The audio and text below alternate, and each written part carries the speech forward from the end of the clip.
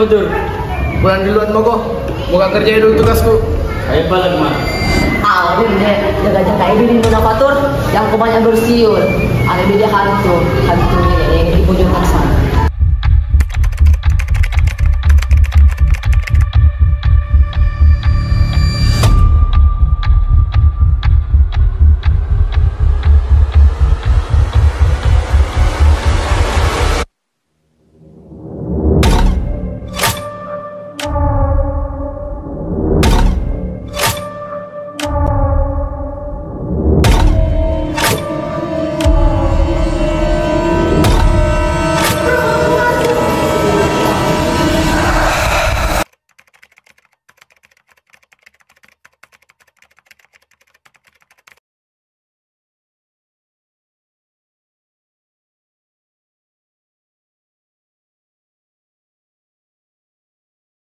Di sebuah SMA, terdapat 3 sekawan yang sedang bersiap untuk pulang setelah jam pelajaran berakhir. Mereka adalah Fatur, Akmal, dan Ikram. Di tengah kesibukannya, Fatur terus mengeluarkan siulan yang cukup nyaring. Hal ini membuat Akmal dan Ikram menegur Fatur. Woi Fatur, jangan kau banyak bersiul. Tidak banyak begitu, pamali dia bilang mamaku. Deh, masih tampak kau begitu ah. Elo-elo jadi Fatur. Ayo pulang mah. Ayo deh, tapi maju lihat Fatur.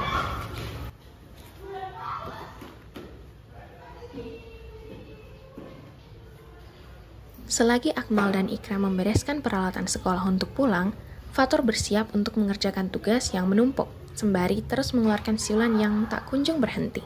Kamu juga pulang betul. Pulang duluan mogok. Moga kerjain dulu tugasku. Ayo balik mah. Awalin deh, jaga-jaga ini di Fatur, yang banyak bersiul. Ada dia hantu ini yang di pojok sana. Deh, di pojok mana? Dasar di pojok banyak. Kau lalu didatangi hantu. Sembarang. Ayo balik. Iya, tenang aku saudara. Selama mengerjakan tugas, Fatur tak henti-hentinya bersiul hingga akhirnya kelelahan sendiri. Waktu sudah menunjukkan pukul 17.30, yang artinya ruang kelas akan dikunci oleh petugas keamanan sekolah. Hal tersebut membuat Fatur dengan terpaksa membereskan barang-barangnya dan beranjak dari kelas. Fatur kemudian bergegas untuk pulang. Namun, saat melewati koridor sekolah, Fatur merasa ada sesuatu yang aneh. Ia merasa dirinya diikuti oleh seseorang. Semakin lama, rasa takutnya makin menggebu-gebu. Ia berlari kecil, tetapi tetap kembali ke tempat semula. Terus berlari hingga akhirnya berhasil keluar melewati gerbang sekolah. Keesokan harinya, sesampainya di kelas, Fatur langsung menceritakan kisah kemarin sore ke Akmal.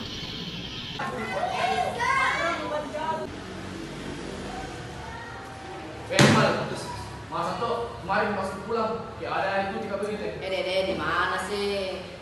Di koridor. Kan itu kemarin tuh kayak lari mah.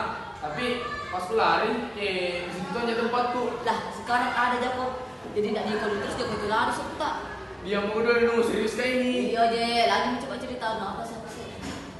Nah, itu kemarin kayak lupa-lupa itu kemarin. Itu dibilang jangan kau banyak bersiul, tidak mau kau mendengar kau. Apa hubungannya bersiul sama kejadian kemarin? Nah, ngerti pak kau gak? Dibilang pamali kau bersiul, tidak mau kau tampak, malah bagus sekali kau deh. Rasanya dari tampak begitu ah. Iya deh, lo. Tak lama kemudian, Ikram datang dan mulai bergabung di tengah-tengah obrolan mereka. Habis teman, bos saudara. Itu Fatul, dikejar apa sama si Tam kemarin. Kamu pasti ketemu si terus. Alah bacot. Mau yang berdebat. Kau juga dapat ikut-ikutan tahun mau tempat begituan. Setelah mata pelajaran terakhir selesai, Fatur mengajak Akmal dan Ikram pulang bersama. Weh, sampai pulang dah. Pasti takut-takut kau tuh jalan sendirian, tobat mako. Dede, apa tuh mau ditakuti di sekolah? Sama mau tidak pulang, jam sama Fatur. Masuk. Kamu nanya. Kau bertanya-tanya. Apaan tuh? Mereka pun pulang bersama, dan saat melewati koridor, Ikram kembali membuka obrolan. Mereka memutuskan untuk tinggal di sekolah sampai jam pulang sekolah Fatur di hari kemarin. Betul, ayo tinggal dulu. Baginya aja, bilang kebetulan kesibukan kemarin. Weh, yang kau sembarang kau naik karena. Kau tahu, jangan sempat. malu. Weh, serius dia Ikram mau uji nyali? Iya, dia muka malah ada teman kepincin. Oke Pak Ale, yang memang kau berterkencing celana nah. Awas memang kau.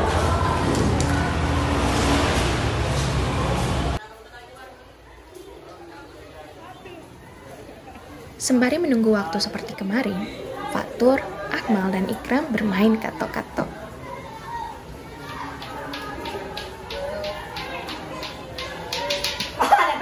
Kalau terbang sini saya pilih lagi deh. Toko main. Ini cara main di sembarang. Ini dikit.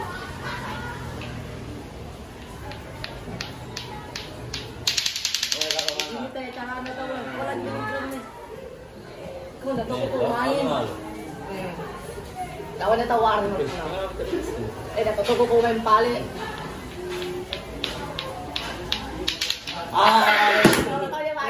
Weh, ayo deh, yang begini kemarin kau pulang. Ayo mama le. Pale. Oh iya, mami. Pulang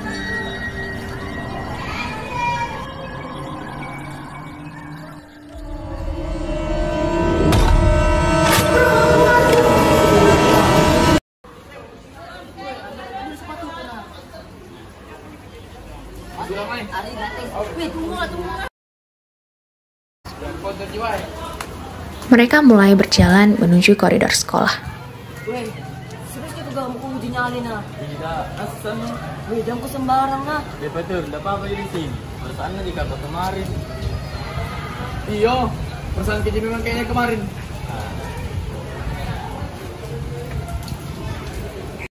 Tiba-tiba, suasana koridor berubah. Sosok itu mulai menampakkan keberadaannya. Akmal yang merasakan kehadiran hantu tersebut, membalikkan dirinya, mencari di mana hantu itu berada. Sementara Fatur dan Ikram hanya diam. Ia tidak merasakan kehadiran hantu tersebut. Weh, dari urus apa nah? Dari bahasa. Enggak. Takut dia kembali tidak.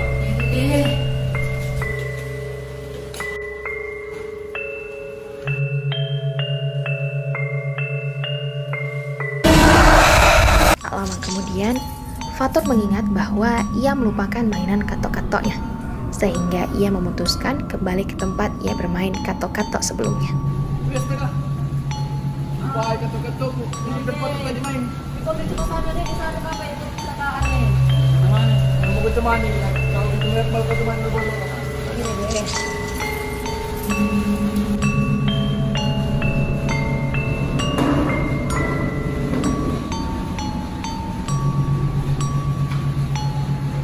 Di pertengahan jalan menuju tempat ia bermain katok-katok tadi, Fatur tiba-tiba ditarik oleh hantu.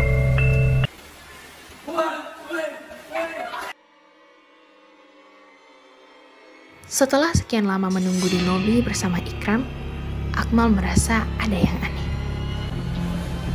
Deh, kita nak kau terima lakukan kau. Jadi dah. Besok ni kau pakai baju ni. Jadi madu menengah sampai.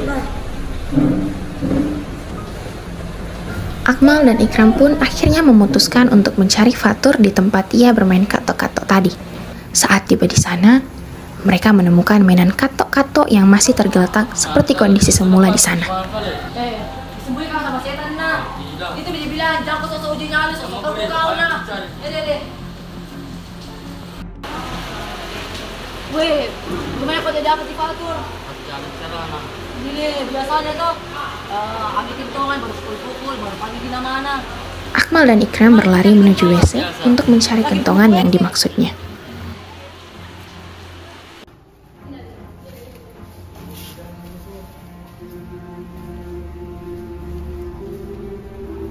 Saat tiba di depan WC, tak menunggu lama Ikram langsung masuk ke dalam WC tersebut.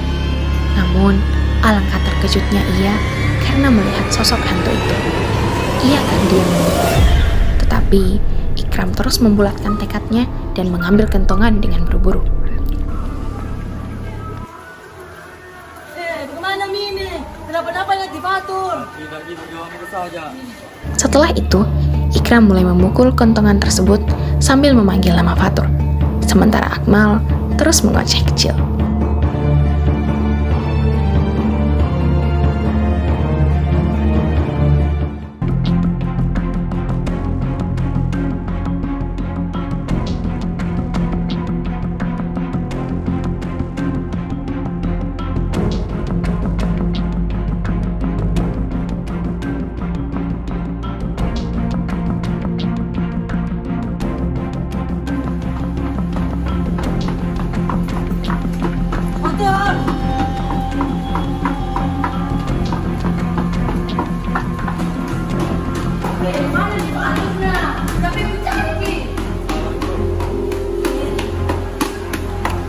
Tiba-tiba Fatur bersiul yang akhirnya berhasil didengar oleh Akmal dan Ikram.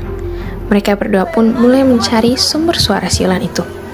Dan akhirnya mereka sadar bahwa Fatur berada di balik pintu yang berada tepat di belakangnya.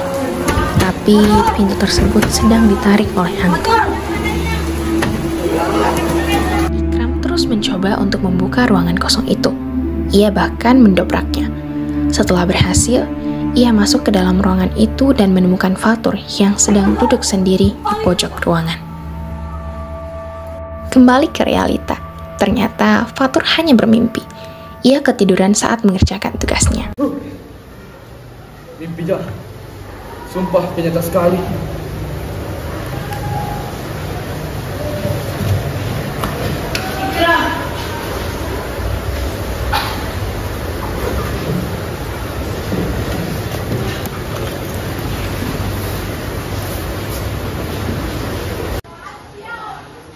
Ketika menutup pintu kelas, ternyata hantu itu memang ada.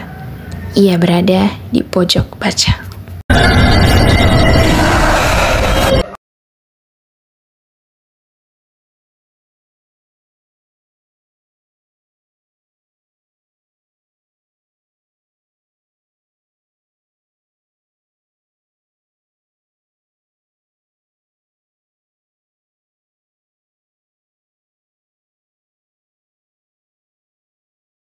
Kan aku bisa melayang jauh berteman langit lepas. Terkadang kita lupa dunia ini tak akan selamanya menunggu kita menaklukkan ragu, beranikan diri. Kan ku kejar mimpi, kan ku terbang tinggi. Tak ada kata tidak, ku pasti bisa. Dan ku coba lagi, ditemani pagi. Tak ada yang tak mungkin, ku pasti bisa.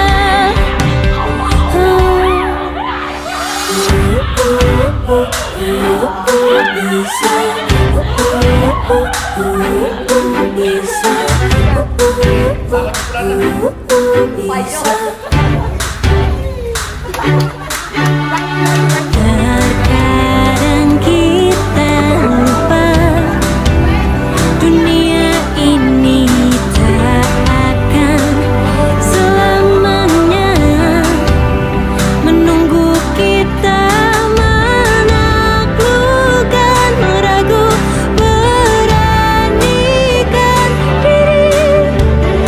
Kan ku kejar mimpi, kan ku terbang tinggi. Tak ada kata tidak, ku pasti bisa. Kan ku coba lagi, ditemani pagi.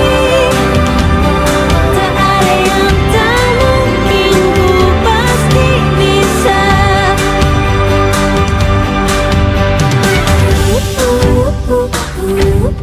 Bisa,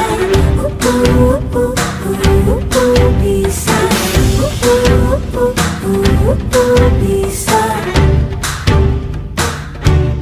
Kan ku kejar mimpi, dan ku terbang tinggi. Tak ada kata tidak, ku pasti bisa.